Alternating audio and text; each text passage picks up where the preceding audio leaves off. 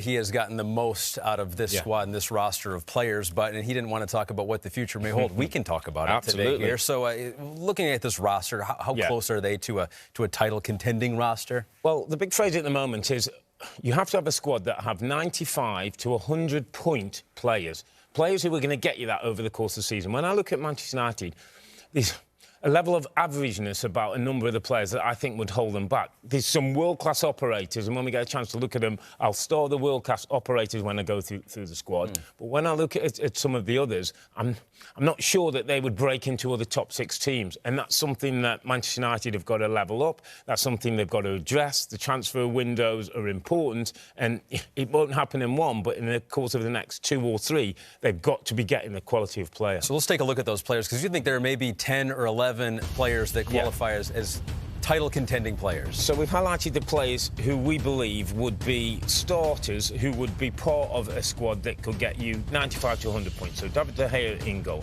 Martinez, Luke Shaw and Varane. I mean, Wan-Bissaka and Darlow maybe could be squad players in there, but we're talking about starters. In midfield, Casemiro, Eriksen and Bruno Fernandes. I just think with Fred, McTominay, and Donny van der Beek, it hasn't worked. There's not enough quality in there when we're talking about going against Manchester City and Newcastle and Arsenal. And then from the forward line, Anthony's young and I think will improve. Garnacho's a real talent. Marcus Rashford, we've seen the best of him. And Sancho, I think, Tim, there's still more to come from Sancho, but a centre-forward for Manchester United, top-class number 9, would make things look very different. Yeah, and you look at United down the years, they've always had classy number 9s, whether it be Cole, York, Ronaldo, Sheringham, Van Nistelrooy.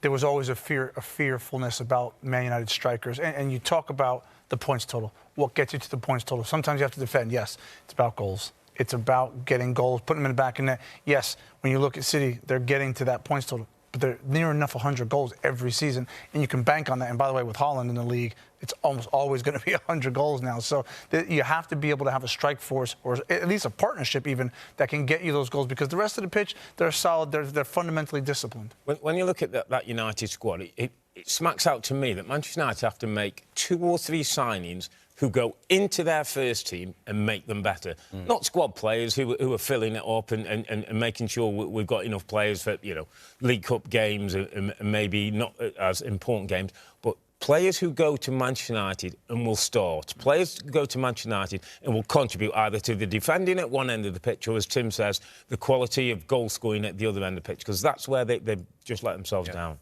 Hi there, I'm Rebecca Lowe, studio host for NBC's coverage of the Premier League. Don't forget to hit subscribe to watch more videos all season long. For even more Premier League content, from original series to live matches, head over to Peacock and be sure to tune in for Premier League mornings every weekend on USA Network and on Peacock. We will see you over there.